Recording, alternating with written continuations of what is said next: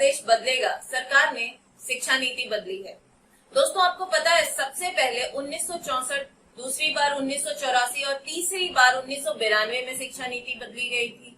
उसके बाद आज तक किसी भी गवर्नमेंट ने एजुकेशन पे काम करना जरूरी नहीं समझा था। हो सकता है उनके कुछ कारण रहे हो जिनकी वजह से वे एजुकेशन पर ध्यान नहीं दे पा रहे हो, लेकिन फाइनली खुशी की बात यह है कि अब गवर्नमेंट ने एजुकेशन पर ध्यान दिया है, जो कि किसी भी कंट्री को डेवलप करने के लिए एक बहुत ही इम्पोर्टेंट एलिमेंट होता है। Hello friends, I am Nandini and welcome to my YouTube channel किताबें।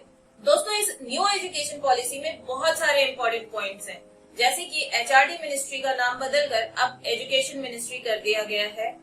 लेकिन मैं कुछ इम्पोर्टेंट पॉइंट्स पर डिस्कस करूंगी, जिनमें से कि कुछ बहुत ही अच्छे हैं और कुछ डाउटफुल हैं, जिन पे कुछ क्वेश्चंस हैं, शायद मेरे ही नहीं आपके मन में भी हो। तो पहला पॉइंट है, अब गवर्नमेंट अपनी जीडीपी का, इंडिया की जीडीपी का 6% एजुकेशन पे खर्च करेगी, जो कि अब तक सिर्फ 2.7 से लेकर 3.1% तक खर्च हो पा रहा था। दोस्तों, जितने भी डेवलप्ड कंट्रीज हैं, जिन भी कंट्रीज की एजुकेशन बहुत अच्छी है, एजुकेशन सिस्टम बहुत अच्छी है, वो सभी कंट्रीज अपने कंट्री के जीडीपी का 6% या एबव खर्च करते हैं। कोई भी डेवलप्ड नेशन, जिस भी कंट्री की एजुकेशन सिस्टम बहुत ही अच्छी है, वो 6% से नीचे अपनी जीडीपी का नहीं खर्च करते एजुकेशन पे। तो फाइनली बहुत खुशी की बात है कि अब एजुकेशन पर इंडियन गवर्नमेंट 6% खर्च करेगी। हालांकि इसकी सिफारिश कोठारी कमीशन ने 1964 में ही की थी, लेकिन अब जाकर कहीं ये पॉसिबल हो पा रहा है, तो अच्छी बात है। दूसरा पॉइंट, वोकेशनल एजुकेशन। क्या वोकेशनल एजुकेशन क्या होता है? वोकेशनल एजुकेशन ऐसे एजुकेशन को कहते हैं जो कि सिर्फ आपको किताबी एजुकेशन ना देकर, जो आप स्कूल कॉलेज के बाद लाइफ जीने के लिए आपको अर्निंग में काम आएगी, ऐसी एजुकेशन प्रोवाइड करते हैं, यानी आपको स्किल्स सिखाते हैं। इन एजुकेशन के दौरान आपको टेक्निकल स्किल्स सिखाए जाएंगे, फैक्ट्री स्किल्स सिखाए जाएंगे, मैकेनिकल सिखाया जाएगा, ऑटोमोबाइल, फैशन, टूरिज्म से रिलेटेड जो भी प्रैक्टिकल चीजें हैं, वो सारी चीजें सिखाई जाएगी। प्रैक्टिकल एजुकेशन होगा और ये 6th क्लास से ही इंट्रोड्यूस किया जाएगा, बचपन से ही इंट्रोड्यूस किया जाएगा, ताकि बच्चे आने वाले जिंदगी के लिए पहले से ही तैयार हो सकें और वो स्किल्ड हो। क्योंकि फ्रेंड्स, ASSO CHAM के 2017 के रिपोर्ट के अकॉर्डिंग MBA के 93% ग्रेजुएट्स अनएम्प्लॉयड और अंडर एम्प्लॉयड होते हैं। अंडर एम्प्लॉयड एक ऐसा टर्म है जो कि उन स्टूडेंट्स के लिए यूज किया जाता है जो एम्प्लॉयमेंट के काबिल ही नहीं। उनके पास डिग्री है, पूरी डिग्री है, अच्छे परसेंटेज के साथ डिग्री है, लेकिन उनमें वो स्किल्स ही नहीं है जो कि उन्हें एम्प्लॉयमेंट दिया जा सके। तो ये वोकेशनल एजुकेशन एक बहुत ही इम्पोर्टेंट रोल प्ले करेगा हमारे यूथ को स्किलफुल बनाने के लिए, जो कि वो अपने स्किल के अकॉर्डिंग काम कर पाए और अच्छी कीमतों पे काम कर पाए। तीसरा पॉइंट है, हमारे इंडिया में पहली बार मल्टीपल एंट्री और मल्टीपल एग्जिट सिस्टम लागू किया जा रहा है। यानी कि आप इसे इस तरह से समझिए कि अगर आप इंजीनियरिंग स्टूडेंट हैं, तो आपको फर्स्ट ईयर के बाद एक सर्टिफिकेट मिल जाएगा, सेकेंड ईयर के बाद डिप्लोमा मिल जाएगा, थर्ड ईयर के बाद आपको डिग्री मिल जाएगी, और अगर आप फोर्थ ईयर कंप्लीट करते हैं तो आपको रिसर्च विद डिग्री मिलेगी। ये उन स्टूडेंट्स के लिए बहुत ही अच्छा होगा जो कि जिन्हें किसी कारण की वजह से पढ़ाई छोड़ देनी पड़ती है बीच में, और वो फिर से वहीं पर से पढ़ाई रीस्टार्ट नहीं कर पाते, उन्हें फिर से सारा चीज शुरू से पढ़ना पड़ता है। तो अब ये उनके पास बेनिफिट होगा कि अगर वो चाहें तो 1 साल बाद पढ़ाई को ब्रेक कर सकते हैं और उन्हें सर्टिफिकेट मिल जाएगा और दोबारा उसी पॉइंट पर से वो पढ़ाई को रिस्टार्ट कर सकते हैं। चौथा पॉइंट है कि अब किसी भी स्टूडेंट्स को पर्टिकुलर कैटेगरीज में नहीं बांटा जाएगा, आर्ट्स, कॉमर्स और साइंस की कैटेगरी में नहीं बांटा जाएगा। अब हमारे पास ये छूट होगी कि हम किसी भी सब्जेक्ट को सिलेक्ट करें। अब ऐसा नहीं होगा कि पॉलिटी के साथ सिर्फ हम हिस्ट्री या आर्ट्स के ही कोई सब्जेक्ट ले सकते हैं। अब हम पॉलिटी के साथ इकोनॉमिक्स भी पढ़ सकते हैं, इकोनॉमिक्स के साथ बायोलॉजी पढ़ सकते हैं, लिटरेचर के साथ साइकोलॉजी पढ़ सकते हैं, कुछ भी जो भी हमारा इंटरेस्ट है जिसमें भी। फिफ्थ पॉइंट है कि आप जो भी पीएचडी करना चाहते हैं उन्हें ज्यादा वक्त नहीं लगेगा पीएचडी करने में, क्योंकि एमफिल को बीच से हटा दिया गया है। अब डिग्री जो मिलती है, ग्रेजुएशन जो होता है वो अब 4 साल का हो जाएगा, लेकिन जिन्हें नौकरी करना है उन्हें 3 साल में ही डिग्री मिल जाएगी और वो नौकरी कर सकते हैं। जिन्हें आगे पीएचडी करना है उन्हें 4 साल का डिग्री प्रोग्राम करना होगा, 1 साल का मास्टर्स करना होगा और फिर डायरेक्ट पीएचडी, बीच में एमफिल करने की जरूरत नहीं है। दोस्तों, अब बात करते हैं कुछ ऐसे पॉइंट्स की जिन्हें सुनकर खुशी तो बहुत ही ज्यादा होती है, लेकिन साथ ही साथ कुछ कंफ्यूजन्स, कुछ क्वेश्चंस भी होते हैं। सबसे पहला कि अब हमारी शिक्षा मातृभाषा में होगी 5वीं क्लास तक और इसे आगे भी बढ़ाया जा सकता है। क्लास 9 या सेकेंडरी के बाद किसी भी विदेशी भाषा को इंट्रोड्यूस किया जाएगा। हालांकि इसमें क्लियरली मेंशन है कि किसी भी भाषा को किसी भी स्टूडेंट पर थोपा नहीं जाएगा।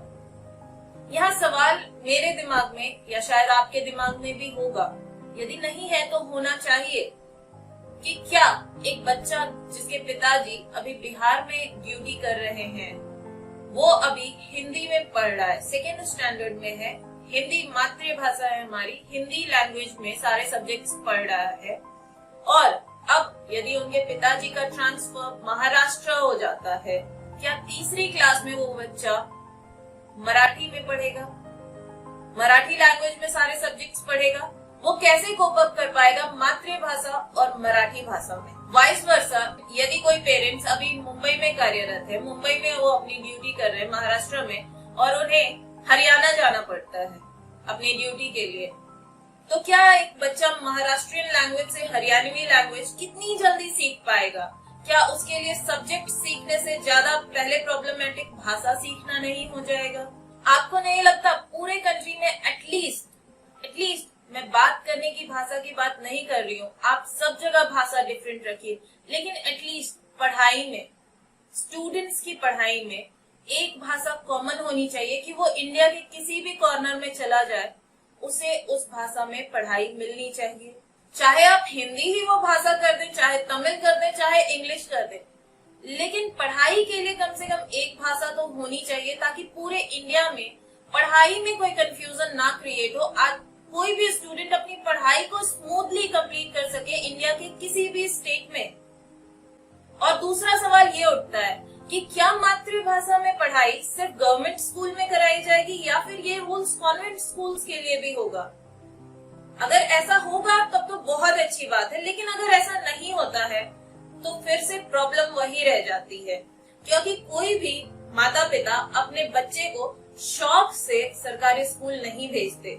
हम सभी को पता है सरकारी स्कूलों की हालत, चाहे गवर्नमेंट कितने भी दावे कर ले कि सरकारी स्कूल में ये चेंजेस होंगे, वो चेंजेस होंगे, लेकिन अभी तक तो कुछ खास अच्छे चेंजेस नहीं आ पाए हैं।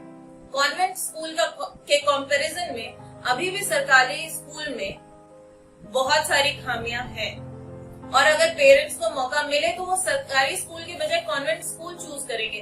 तो ऐसे में क्या सरकारी स्कूल के बच्चे पीछे नहीं रह जाएंगे कॉन्वेंट स्कूल से? अगर नियम लागू हो रहा है तो हर स्कूल पे लागू करवाइए।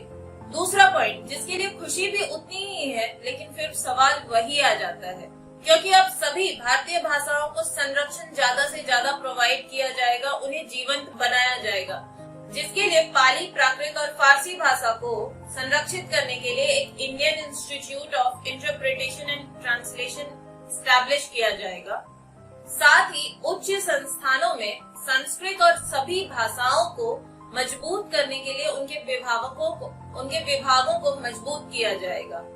यहाँ भी उच्च संस्थानों, उच्च शिक्षा के लिए मातृभाषा या स्थानीय भाषा को उपयोग करने की सिफारिश की गई है।